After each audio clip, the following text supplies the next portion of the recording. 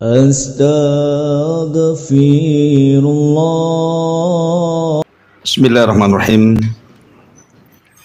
Assalamualaikum warahmatullahi wabarakatuh. Alhamdulillah. Salatu wassalamu ala Rasulillah wa ala alihi wa sahbihi wa mawalah wa la hawla wa la quwwata illa billahi wa ba'du. Baik, kita lanjutkan kajian kita, masih membahas tafsir dari Juz Amma, dan kita masuk pada surah At-Tin. Surah Tin ini secara tartib dari Al-Quran, dia masuk pada surat yang ke-95 dengan jumlah ayat 8, jumlah kalimat 34, jumlah huruf 156, dan disebut surat At-Tin karena diambil dari permulaan ayat Wat-Tin, makanya suratnya disebut surah At-Tin. Baik. Di sini Allah Subhanahu wa taala bersumpah di dalam surah At-Tin ini dengan 4 sumpah. Wat-Tini 1, Waz-Zaituni 2, Wa-Turi Sinin 3, Wa Hadzal Baladil Amin 4. Untuk apa? Laqad khalaqnal insan fi ahsani taqwim. Di sini Allah Subhanahu wa taala memulai dengan kata-kata Wat-Tini Waz-Zaitun, demi tin dan demi zaitun. Apa maksudnya? Ada 3 penafsiran para ulama ketika memaknai 4 sumpah di permulaan dalam surat At-Tin ini. Yang dimaksud Wat-Tini Waz-Zaitun artinya buah itu sendiri. Wat-Tin artinya demi buah tin, Waz-Zaitun demi buah zaitun. Ini penafsiran yang pertama. Penafsiran yang kedua, maksud Wat-Tini Waz-Zaitun bukan mengarah ke buah, tetapi mengarah ke tempat tumbuhnya tin dan zaitun. Di mana tempat tumbuhnya tin dan zaitun nanti kita jelaskan. Kemudian penafsiran yang ketiga, maksud tin dan zaitun di sini maksudnya Rabb yang menciptakan buah tin dan zaitun. Berarti Wat-Tini artinya demi Rabb pencipta tin, Waz-Zaitun demi Rabb pencipta zaitun, dan begitu seterusnya. Baik, kita akan terangkan. Pendapat yang pertama, Wat-Tin maksudnya buah tin dan zaitun maksudnya buah zaitun, berarti mengarah kepada buah-buahan dan mengarah kepada ilmu kesehatan. Karena buah tin ini adalah buah yang sangat bagus sekali dalam ilmu kesehatan herbal. Itu bisa mengobati banyak penyakit.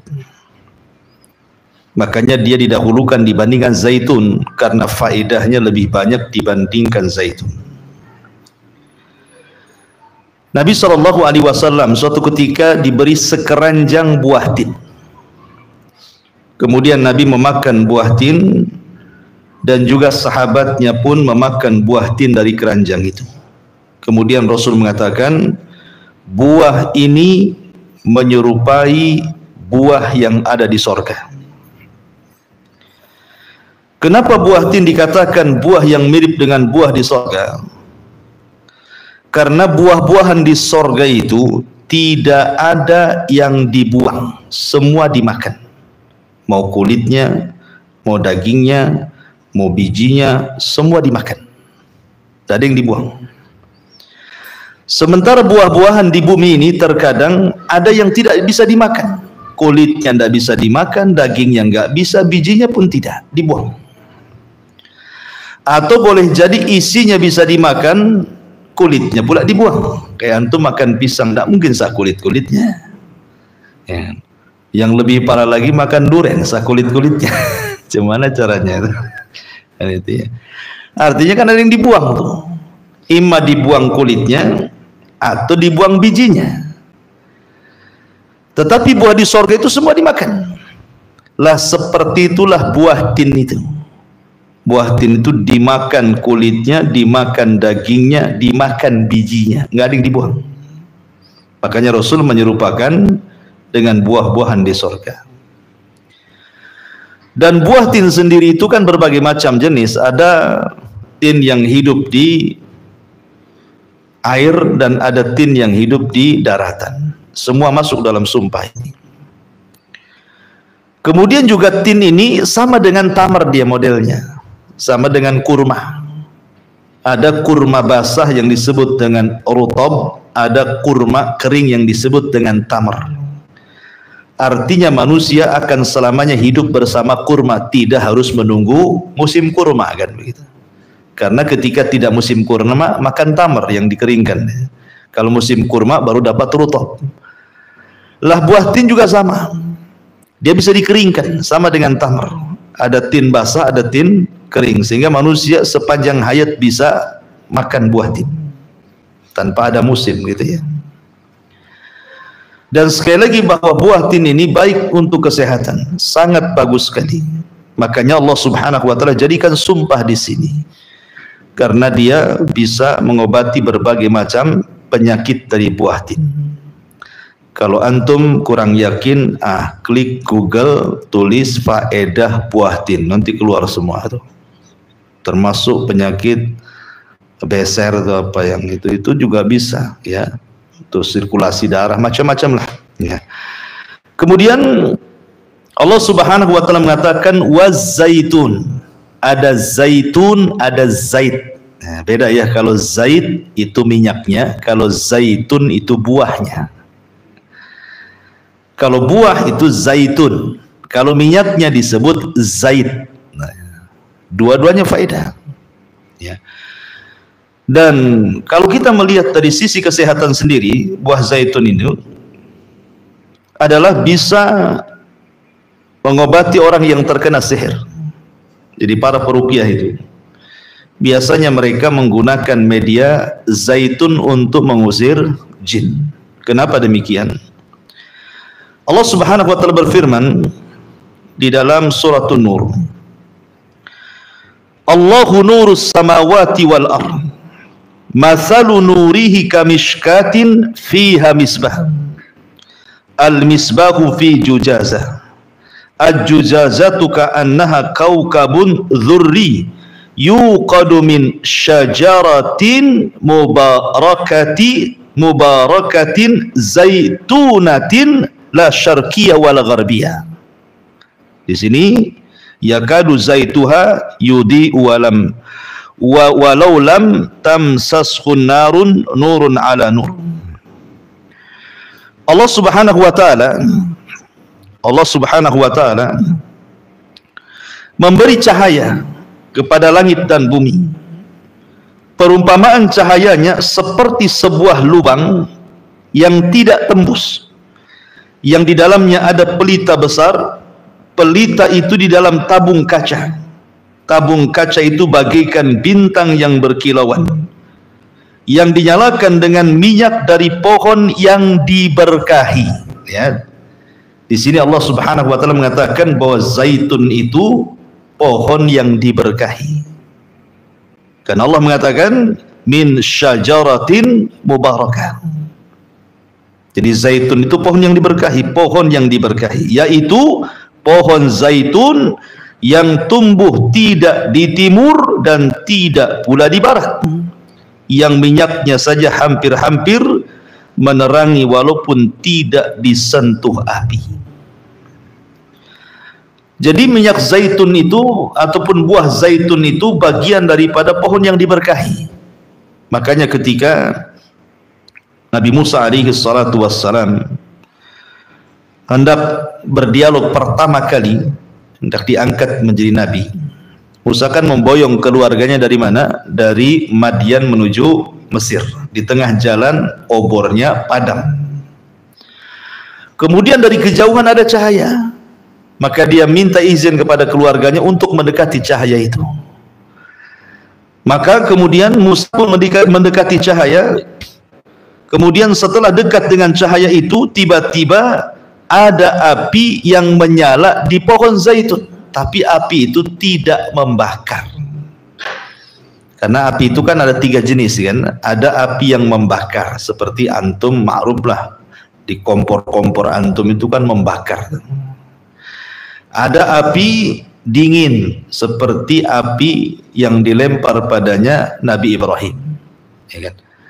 Itu api itu tidak bisa untuk rebus air itu, karena dingin masalahnya.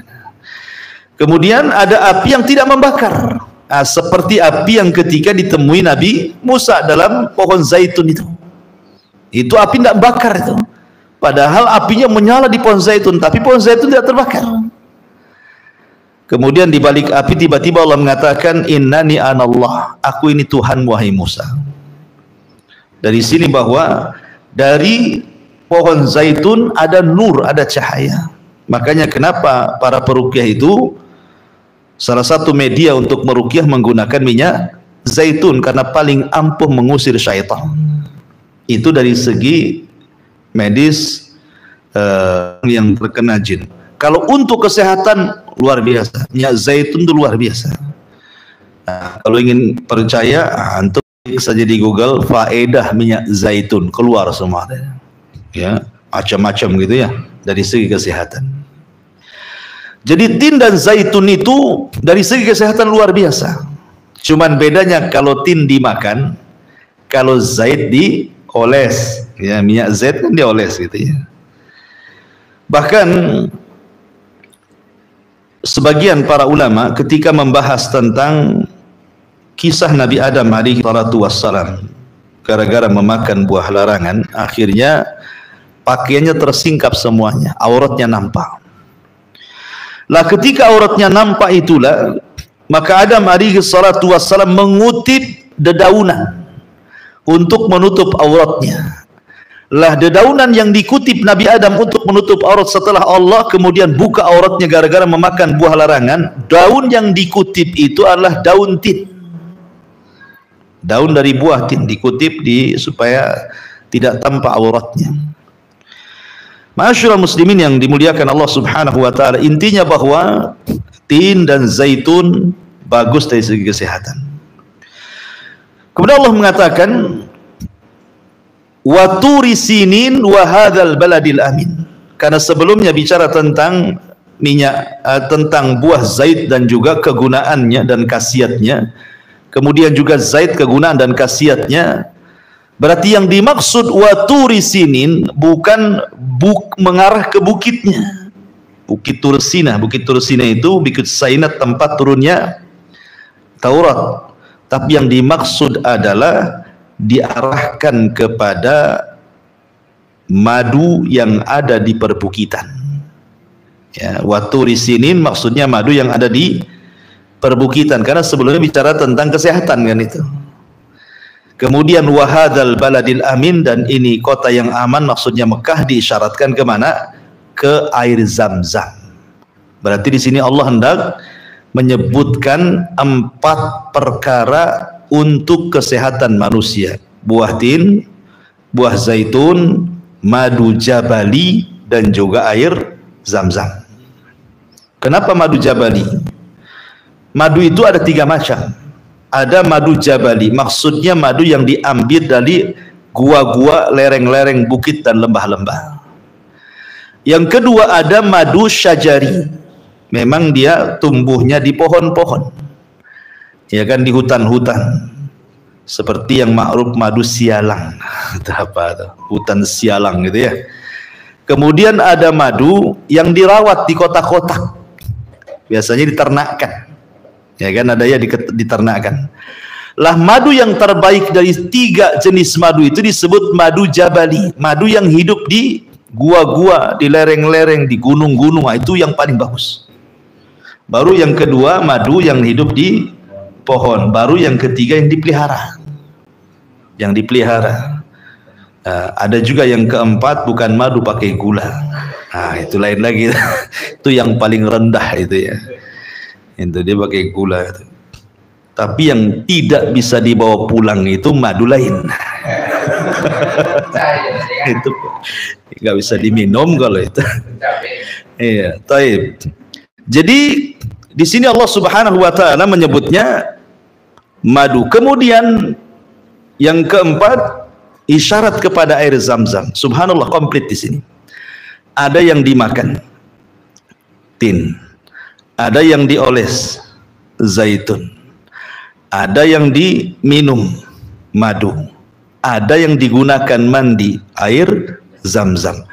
Kalau antum menggunakan 4 media ini untuk kesehatan, sehat antum. Ya kan? Karena ada yang dimakan, ada yang dioles, ada yang diminum, ada yang dimandikan kan? Lengkap kan ini kan? Nah, inilah kesehatan. Rahasia Quran ini. Ya, wattini wazzaitun wa turi sinina wa hadzal baladil amin. Ini kalau penafsirannya dibawa kepada buah tin dan zaitun. Taib, ini penafsiran yang pertama. Penafsiran yang kedua, maksudnya wattini wazzaitun itu tempat tumbuhnya. Bukan tinnya, bukan zaitnya, bukan. Tapi tempat tumbuhnya. Ya.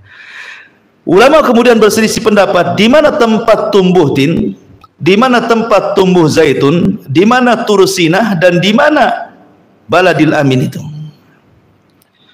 Ketika bicara tentang tempat, berarti bukan bicara soal buah, tetapi bicara soal diturunkan wahyu dari Allah. Berarti bicara tentang tempat-tempat wahyu. Watin, ada yang mengatakan maksudnya Irak, karena yang paling banyak pohon tin itu di Irak tumbuh sana. Dan Irak adalah salah satu biladul anbiya, negerinya para nabi. Kemudian yang kedua zaitun. Zait ini yang paling banyak di Syam, Palestina. Dan Syam juga biladul anbiya, negerinya para nabi. Kemudian waturi sinin, maksudnya Bukit Tursina di mana? Di Mesir. Dan Mesir juga biladul anbiya, tempat diutusnya para nabi.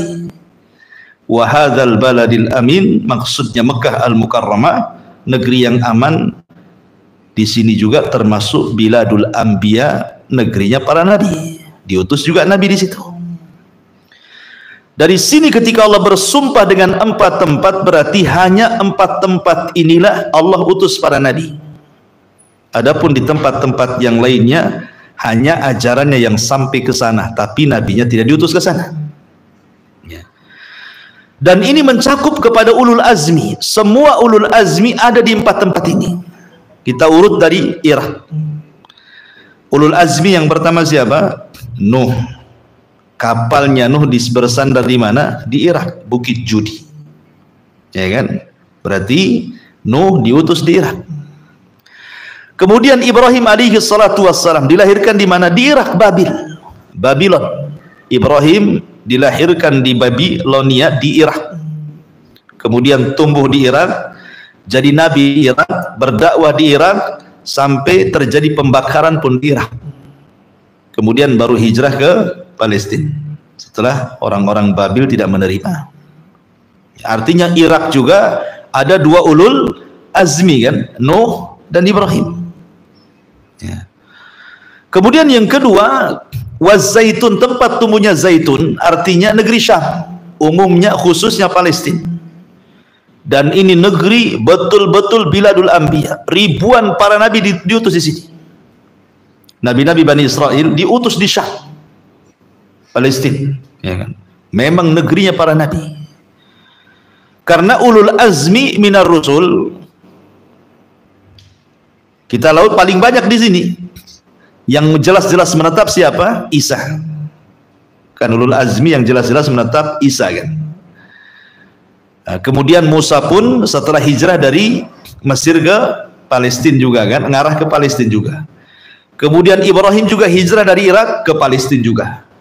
Kemudian Nabi SAW saat Isra Mi'raj ke Palestina juga, ya kan? Memang ini tempat porosnya para nabi. Porosnya para nabi itu di Palestina, Baitul Maqdis. Makanya Nabi SAW pun ketika didaulat menjadi pemimpin para nabi dan rasul di Masjidil Aqsa. Kapan? Dalam peristiwa Isra.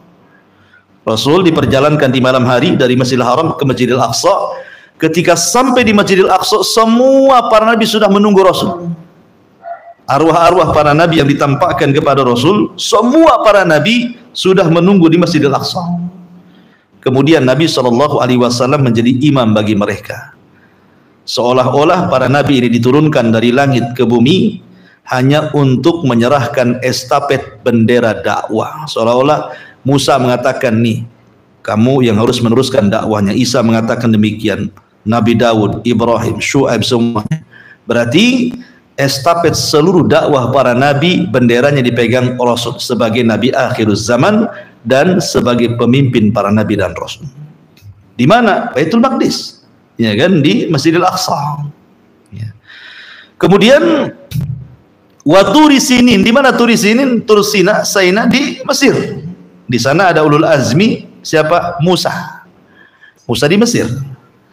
Bahkan Ibrahim pun pernah hijrah ke Mesir bersama Sarah, tetapi kemudian terfitnah dengan raja zalim, akhirnya balik lagi. Ya, kemudian juga di Mesir ada Nabi Yusuf, ada Nabi Yakub. Ya kan, di Mesir itu banyak juga para nabi.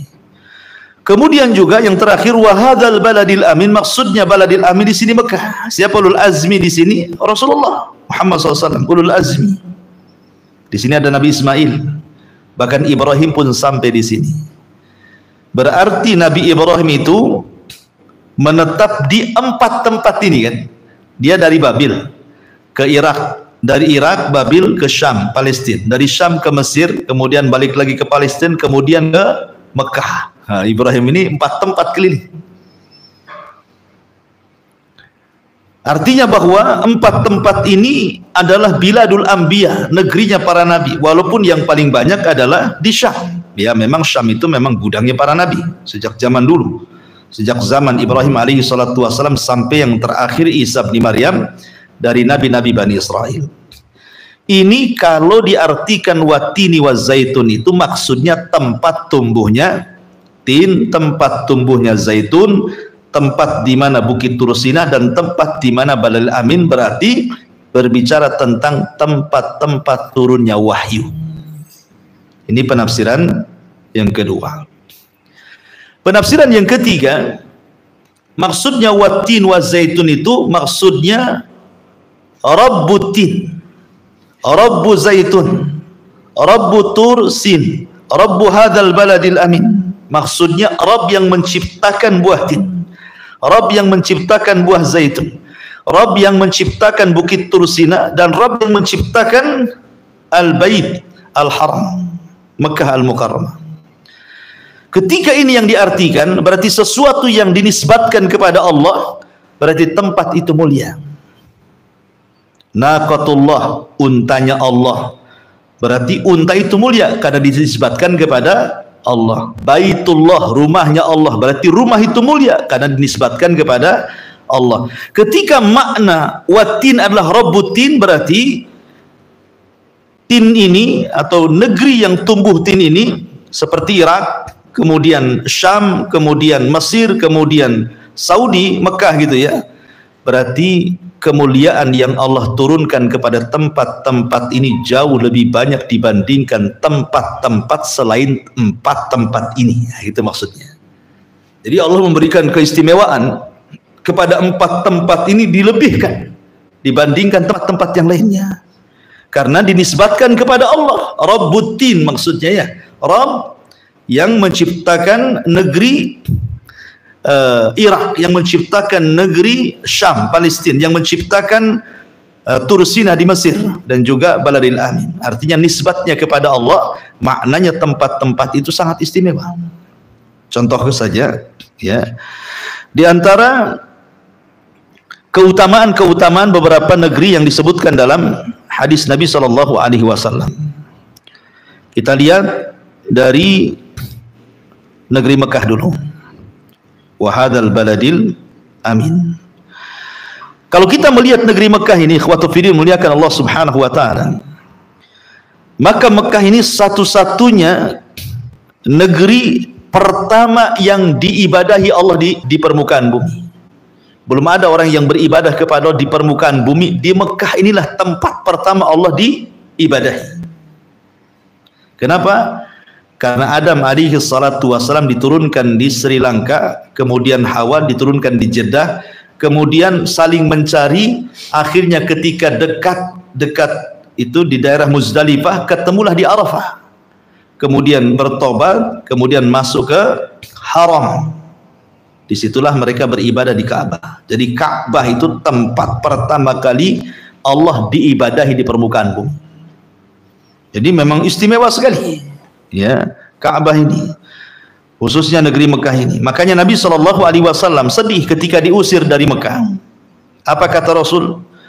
Ma'atiyabaki min baladin wa ahabbaki ilayya walaula anna qaumi akhrajuni minki ma sakantu ghairaki.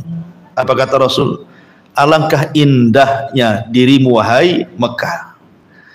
Alangkah baiknya dirimu wahai Mekah. Alangkah tempat yang kucintai dirimu wahai Mekah. Kalaulah bukan karena kaumku mengusir diriku, nggak mungkin aku akan tinggal di tempat selain daripada dirimu. Oh, menunjukkan apa? Rasul cinta dengan Mekah. Kalau bukan karena diusir, nggak mau dia ke Madinah, gitu maksudnya. Apalagi ke Batam, gitu ya. Jadi menunjukkan bahwa diberkahi. Kemudian juga 3 masjid yang hanya bisa dikunjungi dalam rangka saf ibadah, salah satunya yang pertama disebut Masjidil Haram, baru kemudian Nabawi, baru kemudian Aqsa. Ini kan keutamaan yang luar biasa. Dan banyak lagi keutamaannya. Kemudian Mesir. Kalau kita cerita Mesir, maka cerita kepada Nabi Musa alaihi salatu wasallam. Di situ tinggal Nabi Musa, Nabi Yakub, Nabi Yusuf, gitu. Bahkan Nabi SAW pernah mengatakan seperti ini ketika memerintahkan pasukan perang untuk menyerang Mesir, ya. Apa kata Nabi Shallallahu Alaihi Wasallam kepada sahabat yang disuruh untuk membuka Mesir ini? Apa kata Rasul? Innakum sataftahuna Misra. Kalian nanti akan menyerang Mesir dan kalian akan membuka kota Mesir. Wahiya ardun yusamma fiha al-Qirat. Fa'idha fatahtumuha fa'ahsinu ila ahliha, kata Rasul. Kalau kalian berhasil menyerang Mesir dan membuka Mesir, maka berbuat baiklah kepada penduduknya, kata Rasul. Ya, kata Nabi SAW, berbuat baiklah kepada penduduknya. Kenapa? Fa'inna lahum dhimmatun wa rahiman, atau qala dhimmatun wa sihran. Karena di Mesir itu ada unsur kekerabatan dengan Nabi, ya, ada unsur kekerabatan dengan Nabi, di mana Rasul Shallallahu Alaihi Wasallam menikah dengan salah satu wanita Mesir namanya Maria al-Qibtiyah. Walaupun diperselisihkan apakah dia budak ataukah dia istri yang sah, gitu ya. Tapi yang jelas bahwa Nabi SAW menghendaki untuk berbuat baik kepada warga Mesir. Karena keluarga Rasul pun ada yang dari situ. Bahkan keturunan Rasul kalau seandainya tidak wafat Ibrahim, maka dia adalah anak Mesir. Karena lahir dari Maria al-Qibtiyah, tapi Allah takdirkan meninggal dunia. Kemudian Syam, kalau Syam jangan tanya. Syam itu ardul mahsyar, di mana manusia akan kumpul di akhir zaman, ya di Syam. Ya, bahkan malaikat akan mengepakkan sayapnya di tengah-tengah negeri Syam. Bahkan Nabi SAW pernah berdoa keberkahan kepada negeri Syam, ya. Bahkan Nabi berdoa kepada negeri Syam itu, Allahumma barik lana fi sa'ina wa muddina wa fi syamina wa fi yamanina wa fi hijajina, kata Rasul. Ya Allah, berkahilah Sok kami, Mud kami, Syam kami, Yaman kami, Hijaz kami. Gitu ya. Adapun negeri Irak memang ada hadis dhaif, maudhu ya, tentang masalah keutamaan negeri Irak ini, yang banyak justru fitnah banyak terjadi di Irak. Tapi yang jelas bahwa ketika Allah bersumpah dengan wattini wazzaitun, kemudian diarahkan ke negeri-negeri Syam, salah satunya Irak, berarti memang Allah Subhanahu wa taala berikan. Walaupun demikian Irak itu tempat gudangnya ilmu. Banyak para ulama dari situ. Ya. Ini penafsiran wattini wazzaitun wa turi sinina wa hadzal baladil amin. Saya ulangi, ada 3 penafsiran. Wattin maksudnya buah, berarti diisyaratkan kepada kesehatan. Kemudian yang kedua, wattin maksudnya tempat tumbuhnya tin, disyaratkan kepada tempat turunnya wahyu. Kemudian wattin maksudnya Rabb pencipta tin, maksudnya 4 negeri ini Allah muliakan, dilebihkan dibandingkan negeri-negeri yang lainnya. Nah, itu penafsiran wattini wazzaitun wa turi sinina wa hadzal baladil amin. Baik. Untuk apa Allah Subhanahu wa taala bersumpah di sini, ikhwan? Untuk laqad khalaqnal insana fi ahsani taqwim thumma radadnahu asfala safilin. Laqad khalaqnal insan, sesungguhnya kami telah menciptakan manusia fi ahsani taqwim, dalam sebaik-baik bentuk. Maksudnya apa sebaik-baik bentuk di sini? Ahsani taqwim. Ada beberapa penafsiran, maksudnya Allah menciptakan manusia sebaik-baik bentuk. Pertama, maksudnya memang bentuk fisiknya paling baik. Dibandingkan makhluk-makhluk Allah yang lainnya, manusia itu paling sempurna. Bahkan lebih daripada itu, satu-satunya makhluk bisa berdiri dengan kokoh, dengan tegak hanya dengan kedua kaki, hanya manusia. Yang lain tidak bisa. Binatang tidak bisa. Ada yang berjalan dengan perutnya seperti ular, ada yang berjalan dengan 4 kaki seperti kuda, kambing, sapi dan yang lainnya gitu ya. Ada yang berjalan dengan kedua kaki, tangan pun ikut main seperti kera gitu ya. Nggak ada. Coba sebutkan binatang mana yang bisa tegak seperti manusia. Tegak betul, 2 kaki bisa tegak, luar biasa kan. Dengan kaki dia nggak bisa sempoyongan kiri kanan gitu, nggak ada. Tetap aja dia tegak gitu ya, tegap gitu. Dan itu hanya ada pada manusia. Ya, tidak ada pada makhluk ciptaan Allah yang lainnya. Ini penafsiran yang pertama. Penafsiran yang kedua, maksudnya fi ahsani taqwim itu, maksudnya manusia dibentuk oleh Allah Subhanahu wa taala sebaik-baik bentuk itu. Maksudnya di sini Allah berikan akal. Akal dan pengetahuan sehingga manusia itu dimuliakan melebihi malaikat dan juga bangsa jin. Dia bisa melewati malaikat, apalagi bangsa jin, dengan pengetahuan dan akalnya itu. Makanya manusia fi ahsani taqwim. Lihat Adam alaihi salatu wassalam, ketika Allah Subhanahu wa taala ajarkan wa 'allama Adam al-asma'a kullaha. Allah ajarkan Adam dengan segala macam pengetahuannya. Ketika Adam alaihi salatu wassalam sudah tahu banyak pengetahuan, malaikat tidak tahu. Karena malaikat tidak diajarkan kecuali yang Allah ajarkan. Makanya kemudian Allah anugerahkan kemuliaan Adam di atas para malaikat. Wa karramna bani Adam. Sujud malaikat kepada Adam. Karena pengetahuan dan akalnya. Dari situlah maka Adam dibentuk sedemikian rupa menjadi ahsan at-taqwim. Ini yang kedua. Yang ketiga, ahsan taqwim di sini maksudnya manusia diciptakan dalam kondisi fitrah, mengenal Allah. Sehingga kalau seandainya ada manusia terlahir hidup sendirian tanpa ada orang, pasti ketika dia sudah besar pasti menyembah Allah. Asal jangan dipengaruhi orang ya. Dia hidup sendirian. Ya, kalau dipengaruhi orang ya bisa jadi Yahudi, bisa jadi Nasrani, bisa jadi Majusi, macam-macam kan itu. Tapi kalau hidup sendirian nih, ada bayi dibuang ke hutan, jadi Tarsan. Ya, hidup dia sendiri di hutan. Nggak ada yang mempengaruhi, pasti dia akan menyembah Allah dan mentauhidkannya. Kenapa? Karena kullu maulud yuladu alal fitrah. Wa abawahu yuhawidanihi au yunassirani au yumajjisani. Ya, dari sini ahsani taqwim artinya ahsan al-fitrah. Ya. Ini penafsiran-penafsiran. Tapi ada satu kisah pernah saya ceritakan sama antum. Kisah di zaman Abu Ja'far al-Mansur, seorang Khulafah Bani Umayyah. Ketika ada seseorang namanya Isa ibn Musa, tabi'in di zaman Khalifah Ja'far al-Mansur, namanya Isa bin Musa gitu, atau siapa namanya gitu. Jadi dia baru menikah dengan seorang wanita. Kemudian wanita ini cantik, wanita yang dinikahinya itu sangat cantik sekali. Lah kebetulan kemudian di malam hari itu istrinya dibawa ke tengah padang pasir. Kemudian dia pun ingin memuji istrinya, ingin memuji kecantikan istrinya. Karena memang dia dapat istri cantik sehingga dipuji terus istrinya kan itu. Coba antum juga sama, kalau punya istri cantik kan dipuji. Kalau istri kurang cantik tak tahu saya. Jadi karena cantik istrinya ini dipuji sampai kepada ucapan dia itu melewati batas. Dia mengatakan illam takun kal qamar fa anti talik, katanya. Illam takun wajhuka kal qamar fa anti talik.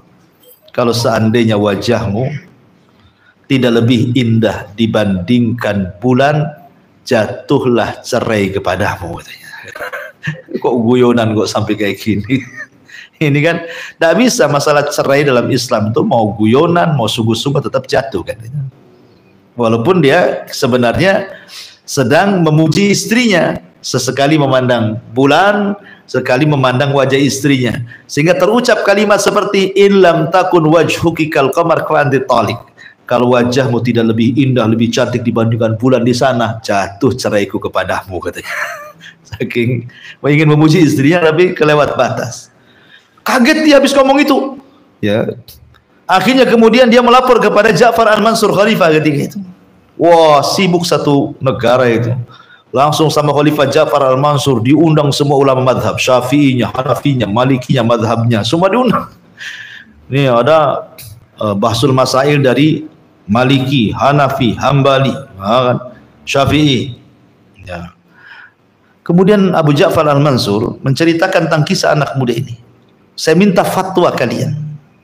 Apakah jatuh cerai orang yang memuji istrinya dan mengatakan kalau wajahmu tidak secantik bulan maka engkau kuceraikan, jatuhlah cerai kepadamu? Apakah sudah terjadi perceraian? Nah, terus terjadi talak gitu ya. Akhirnya semua madhab mengatakan jatuh cerai, karena bagaimanapun bulan lebih indah kata mereka dibandingkan manusia. Makanya kalau orang kemudian berusaha untuk mengindahkan sesuatu, pasti kiasnya dengan bulan kan. Seindah bulan purnama, wah kan gitu ya biasanya. Nggak ada seindah matahari, rata-rata ya bulan kan itu. Ya. Lah kecuali satu madhab, namanya madhab Hanafi. Madhab Hanafi tidak terima kalau jatuh cerai itu. Dia mengatakan tidak, wahai khalifah, bagi kami, kata anak muda madhab Hanafi, tidak jatuh cerai, katanya. Oh, kenapa kau menyelisih 3 madhab? Ya, Maliki mengatakan cerai, Syafi'i mengatakan cerai, Hambali mengatakan cerai. Kau pula mengatakan tak cerai, katanya. Apa hujahmu? Ya. Maka kemudian anak muda dari madhab Maliki mengatakan, madhab Hanafi mengatakan, karena Allah Subhanahu wa taala berfirman, "Wattini waz-zaitun wa turi sinina wa hadzal baladil amin laqad khalaqnal insana fi ahsani taqwim." Ingat bahwa manusia jauh lebih indah dibandingkan bulan. Berarti tidak jatuh cerai. Karena dia mengatakan kalau seandainya wajahmu tidak seindah bulan, bulan tidak indah, wajah manusia lebih indah lagi. Berarti kata-kata ini tidak masuk dalam bab cerai. Kenapa? Benar ucapannya. Kecuali kalau bulan lebih indah berarti jatuh cerai. Kan itu ya. Tapi ayat ini menunjukkan manusia lebih indah dibandingkan bulan, dibandingkan matahari. Semua ciptaan Allah tidak lebih indah dibandingkan manusia. Maka tidak jatuh cerai. Kata khalifah, oh aku dukung pendapatmu. Tidak jatuh cerai. Sadaqta. Ya kan? Kemudian Allah mengatakan, laqad khalaqnal insan fi ahsani taqwim, thumma radadnahu asfala safil. Kemudian kami radadna, kembalikan dia ke tempat yang paling rendah. Sebagian ulama mengatakan maksudnya asfala safilin, manusia ini latarkabunna tabaqan an tabaq. Awalnya janin, keluar jadi bayi, disusui, kemudian menginjak remaja, kemudian dari remaja jadi anak muda, kemudian anak muda menikah, kemudian menikah jadi tua, jadi kakek, jadi nenek, dan akan kembali seperti anak-anak. Itu asfala safilin maksudnya. Nanti setiap manusia itu dari anak akan kembali menjadi anak. Makanya lihat tingkah laku orang tua kan. Terkadang pasti seperti anak-anak sebagian orang tua itu. Ya, pikun, udah. Akhirnya terkadang ditertawakan anak-anak gitu kan. Terkadang sakit harus dirawat seperti anak-anak, dicebokin, diangkat, dikasih pakaian. Lah manusia itu akan mengalami tobakon an tobak. Itu maknanya asfala safilin. Ya, jadi manusia akan kembali menjadi bayi itu.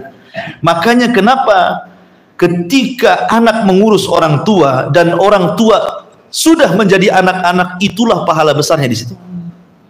Makanya Allah mengatakan, "Fala taqul lahuma uffi wa la tanharhuma." Dan jangan katakan kepada orang tuamu apalagi membentaknya. Kenapa? Ketika orang tua sudah sampai ke tingkat seperti ini. Ya, karena biasanya anak-anak tidak open, tidak sabar, ya kan?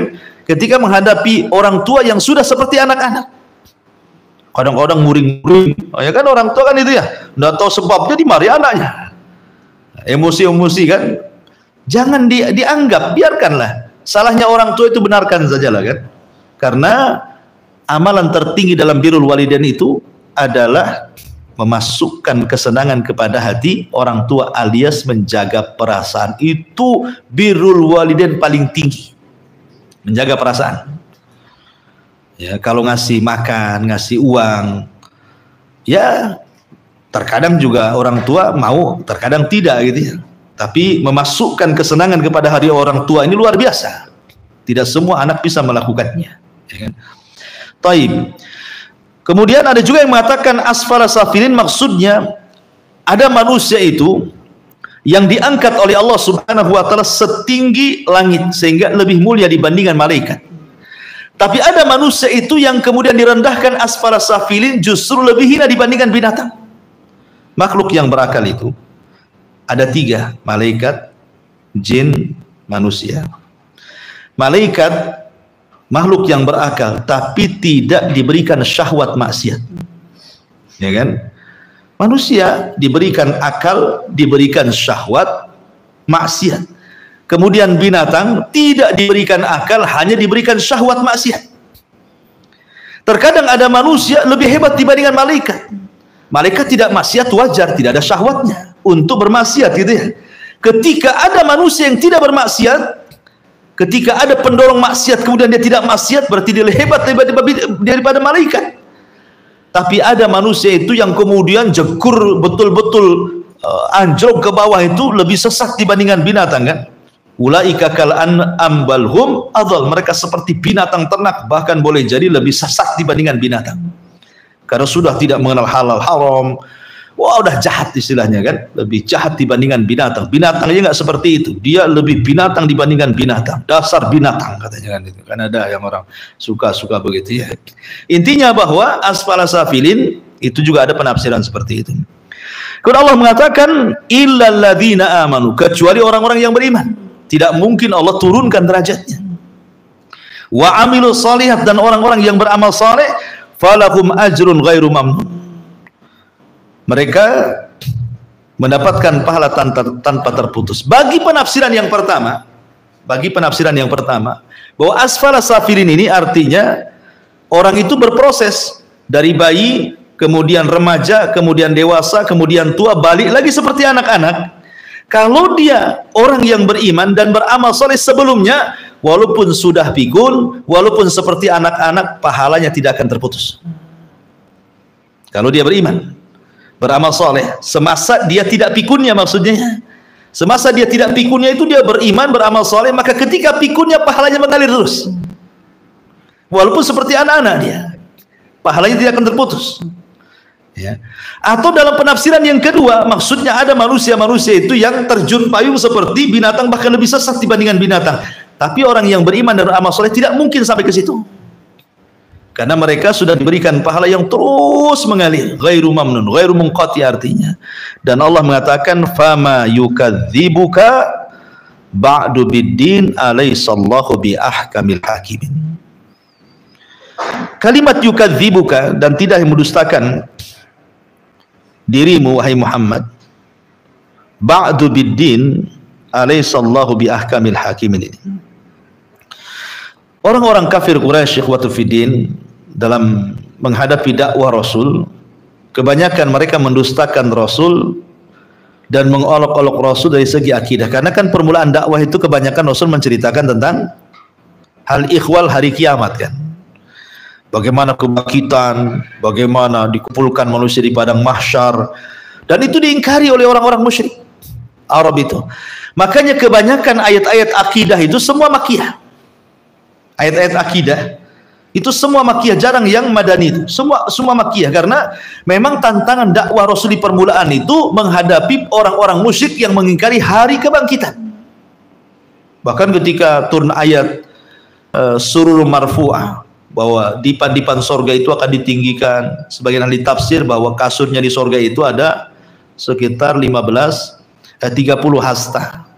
30 hasta berarti kalau dibuat kayak spring bed itu ya sekitar 15 meter, ya kan, tingginya itu kan empuk tuh kan, kita aja segini udah empuk ya, ini 15 meter kan. Ini bukan kasur dunia, kasur sorga. Orang-orang musyrik ngolok-ngolok. Apa mereka mengatakan kepada Rasulullah? Ya Muhammad, kalau kasur di sorga 15 meter, ya 30 hasta, cemana naiknya katanya. Semana naiknya gitu. Dia kira kehidupan dunia sama dengan sorga. Dia tidak paham bahwa orang yang masuk sorga itu juga akan ditinggikan dannya seperti Adam. Adam itu berapa tingginya? 60 hasta. 60 hasta itu 30 meter. Lebarnya 7 hasta, 3,5 meter badannya, kali 30 meter. Ya wajar kasurnya 15 meter kan itu ya. Kalau kasurnya kayak kasur antum yang tidur-tidur, ya jadi tikar lah, jadi Adam, nah, tipis. Apa pula ini jadi? Ya, jadi maksudnya itu mereka hendak mengejek. Surga itu tidak bisa digambarkan, tapi mereka jadi buah ejek orang-orang mengejek Rasul. Ya, tidak bisa dibayangkan kasurnya surga seperti apa, empuknya surga. Bagaimanapun Rasul mengatakan, a'dadtu li ibadis salihin ma la ainun ra'at wa la udhun sami'at wa la khatara ala qalbi bashar. Kusiapkan nikmat-nikmat di sorga itu tidak bisa dilihat mata, didengar telinga, terlintas pun tidak bisa. Saking nikmatnya. Cuma pula kemudian cerita tentang kasur-kasurnya. Ya, jadi dari sini ma'asyiral muslimin, mereka mengingkari hari adanya kebangkitan. Makanya Allah mengatakan, alaysallahu bi ahkamil hakimin. Bukankah Allah adalah ahkam? Ya, zat yang maha bijak, maha adil, maha sayang apabila memutuskan sebuah putusan. Makanya Hasan Al-Basri mengatakan, kalau di akhirat putusan itu datang dari dua, satu dari ibunya dan satu dari Allah, aku memilih Allah yang memutuskan perintahnya. Kenapa? Karena aku yakin sayangnya ibu tidak lebih sayang dibandingkan Allah Subhanahu wa ta'ala. Allah jauh lebih sayang dibandingkan ibunya. Makanya dia memilih Allah yang memutuskan perkaranya gitu ya. Nah, ini diantara secara singkat tafsir wat-tini waz-zaitun. Wallahu a'lam. Ini yang bisa sampaikan. Silahkan kalau ada yang bertanya.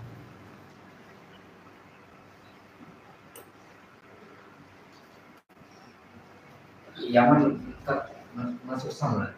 Gimana? Negeri Yaman masuk sama. Yaman tidak, Yaman sendiri. Yaman. Dia masuk ke negeri Yaman. Dia nggak masuk ke Syam. Dia ada keistimewaan sendiri kalau Yaman itu. Ya, karena Rasul mendoakan wa fi yamanina. Ya Allah berkahi Syam kami, Yaman kami, dan Hijaz kami. Jadi Yaman itu juga salah satu negeri. Bahkan Rasul mengatakan al-ilmu fil Yaman wal barakatu fil Yaman. Ilmu dan barakah itu ada di Yaman. Karena nanti di akhir zaman ketika terjadi Malhamatul Kubra, perang Armageddon, di peperangan besar, ya, yang banyak berjasa dalam kemenangan peperangan itu adalah tentara-tentara dari Yaman yang gabung ke Syam. Begitu kata ulama gitu ya. Karena mereka terbiasa perang. Nanti kapan wallahu a'lam kita tidak tahu kan peperangannya kapan, karena yang jelas bahwa perang ini adalah perang terdahsyat dan tidak ada perang yang lebih dahsyat dibandingkan perang Malhamatul Kubra itu. Dan penduduk Yaman adalah penduduk yang luar biasa. Dan penduduk Yaman sendiri sangat berjasa kepada Indonesia. Kalau wali-wali Songo itu dari mana? Dari Yaman. Yang menyebarkan Islam ke negeri kita kan dari Yaman. Maka jangan kemudian alergi dengan orang Arab. Wali-wali Songo itu dari Arab. Yaman itu asal Arab loh ya. Asal Arab, Yaman itu. Kalau bukan karena Allah kemudian wali Songo, mungkin kita enggak mendapatkan hidayah Islam. Siapa yang memberikan hidayah? Allah lewat mereka. Para mula-mula, para peniaga yang sekalian dakwah kan itu ya. Dan Yaman itu negeri Arab pertama sebelum Saudi. Nabi Arab pertama diutus di Yaman, Nabi Hud, kaumnya Ad. Kemudian yang kedua Saleh, kaumnya Thamud. Itu negeri di Arab tuh, di Yaman itu Arab tuh. Ya, tapi tidak tahu juga ya. Sekarang kok banyak pula benci sama Arab ya. Padahal nabinya orang Arab, Quran juga bahasa Arab, hadis juga bahasa Arab. Orang tidak bisa paham agama kecuali dengan belajar bahasa Arab. Tidak bisa mempelajari agama dengan terjemahan itu. Dia harus bisa bahasa Arab. Jangankan kita sahabat saja, terkadang ada beberapa lafaz harus bertanya kepada Nabi, padahal orang Arab. Ketika turun ayat, alladzina amanu wa lam yalbisu imanahum bidzulmin ulaika lahumul amnu wa hum muhtadun. Orang-orang yang tidak mencampur adukan keimanan dengan kezaliman, maka mereka akan mendapatkan keamanan dan petunjuk dunia dan akhirat. Artinya syarat mendapatkan keamanan, ketentraman di dunia dan juga hidayah dari Allah adalah harus tidak mencampur adukan keimanan dengan kezaliman. Sahabat tidak paham mana zalim di sini, sehingga bertanya kepada Rasul. Rasul, berat kali lah ayat ini kami amalkan. Kata Rasul, bukan yang kalian pahami zalim itu, maksudnya zalim di sini syirik. Siapa yang tidak mencampur adukan iman dengan syirik, bukan zalim yang antum pahami maksudnya zalim menzalimi diri sendiri, bukan itu. Lah sahabat tidak paham, harus bertanya kepada Rasul dalam beberapa perkara. Lah apalagi bukan orang Arab, gimana cara memahaminya? Ya, kalau tidak pandai bahasa Arab, makanya ada istilah gitu ya. Orang kalau fasih berbahasa Arab berarti dia orang Arab, walaupun bukan orang Arab. Tetapi orang yang perawakannya secara fisiknya memang dia turunan Arab, tapi tidak bisa berbahasa Arab, maka dia bukan Arab. Sampai ada istilah seperti itu ulama. Dia bukan Arab, tapi fasih berbahasa Arab, maka dia Arabi. Tapi dia orang Arab tidak fasih berbahasa Arab, dia ajami. Dia orang asing, bukan orang Arab. Ya kan? Wallahu a'lam. Taib, cukup. Subhanakallahumma bihamdika asyhadu an la ilaha illa anta astaghfiruka wa atubu ilaik. Allah ta'ala. Assalamualaikum warahmatullahi wabarakatuh.